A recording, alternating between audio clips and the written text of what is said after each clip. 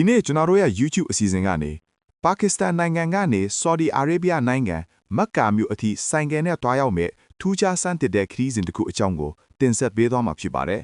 ။ပါကစ္စတန်ဆိုင်ကယ်စီးသမား25ဦးပါဝင်တဲ့အဖွဲ့တစ်ဖွဲ့ဟာ2023ခုနှစ်ဇန်နဝါရီလ6ရက်နေ့မှာ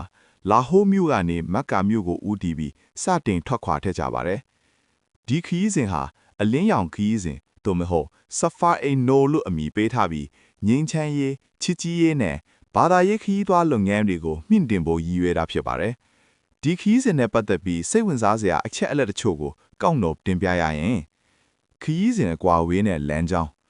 သူတို့ဟာစုစုပေါင်းကီလိုမီတာ14000ကျော်ခရီးနှင်းကြမှာဖြစ်ပြီးအီရန် UAE ဂျော်ဒန်နဲ့အီရတ်နိုင်ငံတွေကိုဖြတ်တန်းသွားမှာဖြစ်ပါတယ်။စီစဉ်ပြင်ဆင်မှု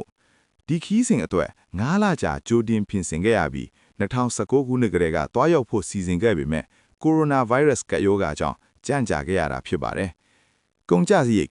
ဆိုင်ကယ်စီးသမားတဦးချင်းစီဟာပါကစ္စတန်ရူဘီကတန်အမေရိကန်ဒေါ်လာ4300ခန့်ကိုယ်တိုင်အကုန်ကခံပြီးတွားရောက်ကြတာဖြစ်ပါတယ်။ဗီဇာဖြေလျော့မှု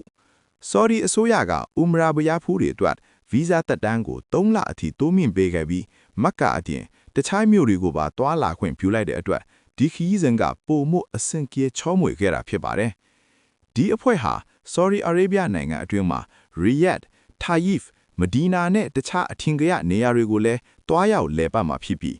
Saudi Vision 2030ရဲ့အဓိကမန်တိုင်ဖြစ်တဲ့ခီးသွွားကန္တာကိုလည်းတစ်ဖက်လမ်းကနေအထောက်အကူပြုမှာဖြစ်ပါတယ်။အဖွဲ့ခေါင်းဆောင်မူကာရန်တာရင်ရဲ့အဆိုအရဒီလိုအိမ်နီးချင်းမွတ်စလင်နိုင်ငံတွေကိုဆိုင်ကယ်နဲ့ဖြတ်တန်းသွားခြင်းဟာပါကစ္စတန်နိုင်ငံရဲ့ကောင်းမွန်တဲ့ပုံရိပ်ကိုလည်းဖော်ဆောင်နိုင်မှာဖြစ်ပါတယ်။အခုလိုထူးခြားတဲ့သတင်းအကြောင်းအရာတွေကိုသိရှိနိုင်ဖို့ကျွန်တော်တို့ရဲ့ channel ကို subscribe လုပ်ထားကြဖို့ဖိတ်ခေါ်အပ်ပါတယ်။အားလုံးပဲဘေးကင်းလုံခြုံတဲ့ခရီးစဉ်ဖြစ်ပါစေလို့ဆုတောင်းပေးလိုက်ပါတယ်။ဇောင်းမင်းမြန်မာ